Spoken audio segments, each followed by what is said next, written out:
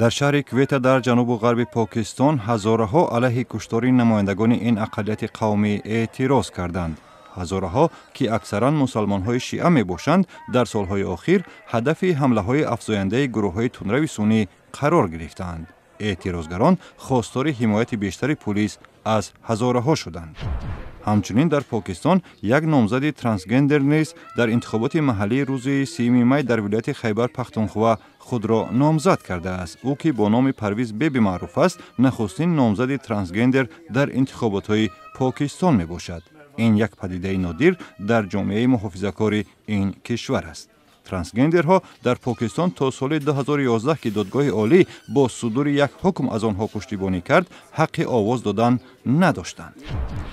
дар шаҳри Алматои Қазоқистон озмуни миллии қориёни Қуръон доир шуд. ба 3 қории беҳтарин ҳамчун ҷоиза мошинҳои нав доданд.